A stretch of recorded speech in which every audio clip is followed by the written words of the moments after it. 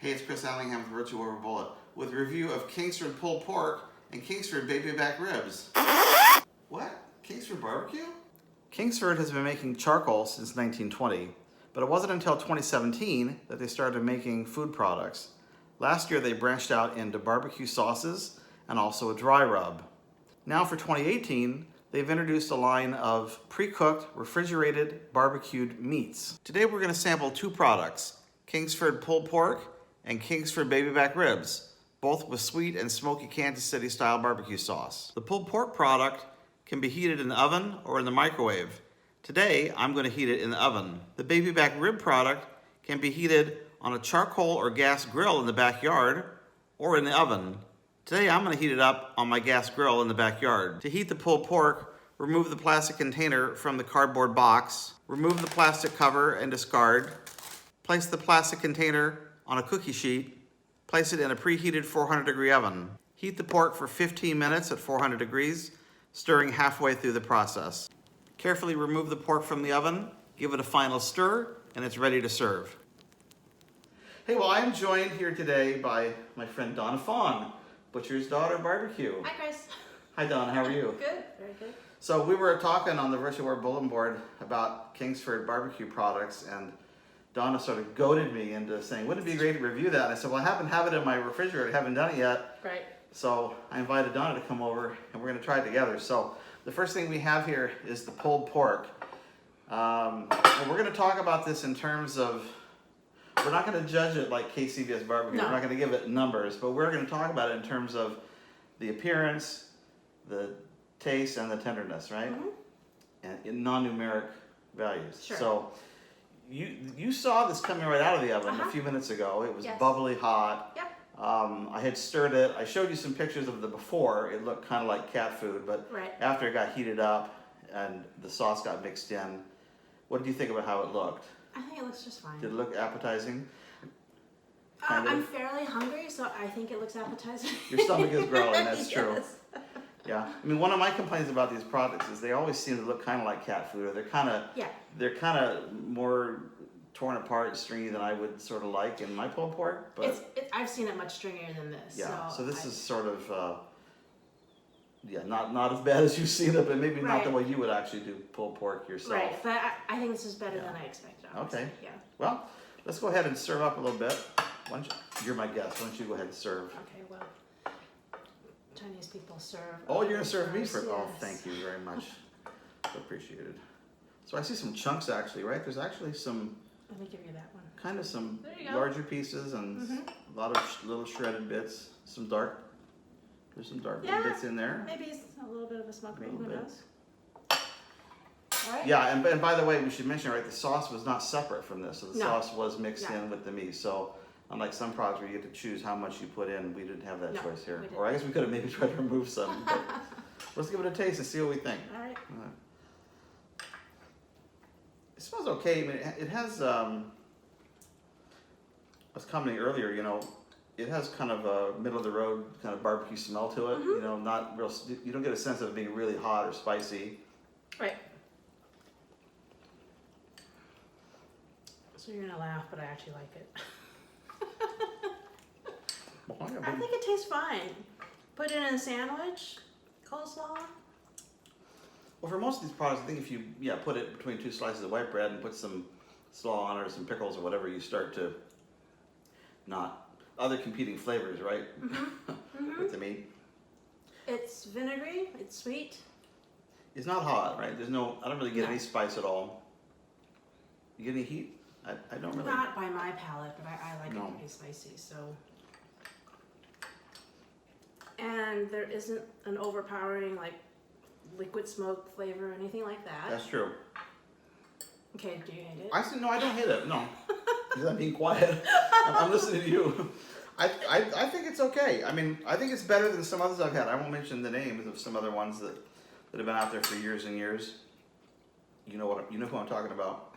I think the taste is pretty good. I think it's probably above average for this kind of product. And I've had several others before. My tendency is I walk through the grocery store and I see these things and I think, oh, they're going to be horrible, and I don't buy them. Yeah.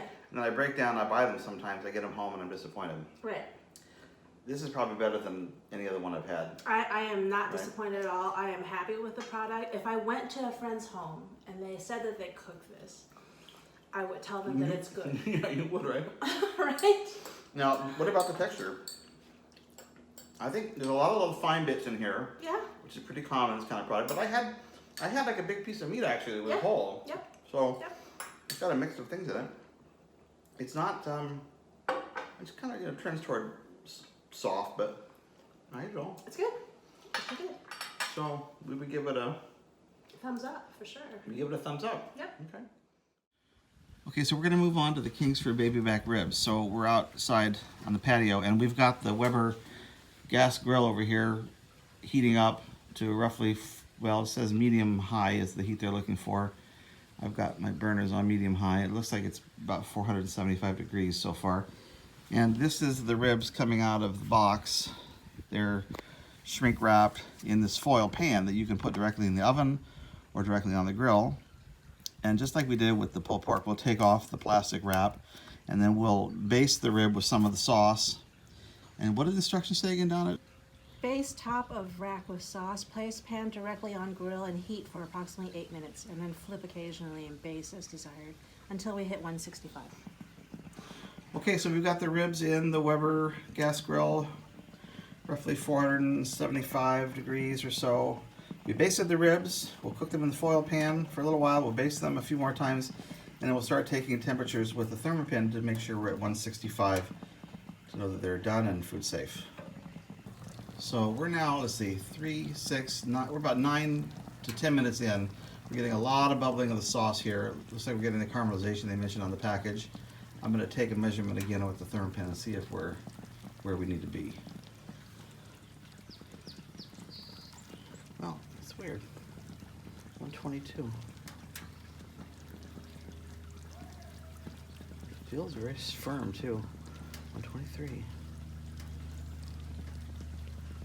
120. So that may be going through the backside though. Yeah, maybe. You want to try it? You've probed a million ribs. Yes. Right? Why don't you Usually not in the sauce. Usually not in a bubbling bath of sauce. You try it, see what you think. I get a lot of bone every time I push. Yeah, you're 116. I believe that. Yep. 116. So we're not even close, right? We're not even close. No. Oh, it's getting softer, Donna. Floppy? Yeah, it's getting softer. Yeah, you're almost there. Yeah, maybe that's So now I think we're really getting a lot of caramelization Yeah. back in here. I'm going to flip this over one. Oh, see there? There We you lost a rib go. right there. So I think is that the tear test, Donna, right there? Absolutely. So we know one rib is overcooked.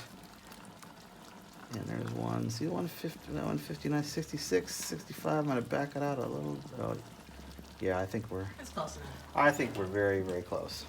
Okay, so we've got our ribs finished. I've cut them into about 3 bone portions. What did you say there were? How many bones in this package you counted? 11. 11 bones. So I've cut them up into 4 portions of roughly 3 each.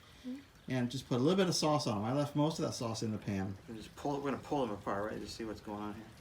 Well, that falls right out. Yes. Now, there's the tear test on the ribs. A little bit hot from the grill stove. I had to burn myself. Tastes like the same sauce. Appearance-wise, you got a lot of sauce. I mean, I put a little bit on. Part of it's my fault. I've seen a worse looking rib than this. I bought a rib one time. Came in a plastic bucket, and they were rolled into like a snail shape and then vacuum packed. They were not as attractive looking. These look a little better, I think, than that. You know, and But they don't look like the kind of rib you'd make in your Weber Smokey Mountain Cooker or on your gas grill even, do they? I think they've lost some fat over time. But I mean, the meat holds on to the rib pretty well. It tastes a little bit leaner than I'd like for a baby back. Mm-hmm.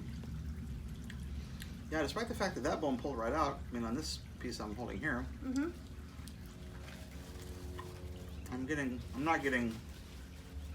I mean, we're not going into KCBS judging here, but I'm not getting that kind of a bite from a professional rib. You will cook, but it didn't all just fall off either. Yeah. It was somewhere in between. It's a little hammy, texture-wise. Mm-hmm. but not bad. It's almost good, but not quite good. That's how I would describe it.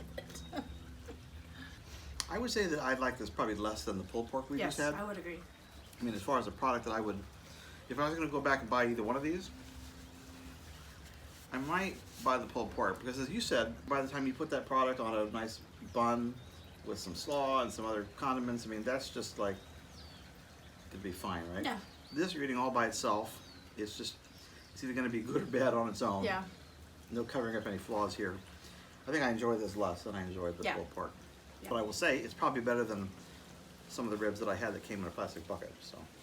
You know, I think given the platform, it's not easy to make a very good rack of ribs, right?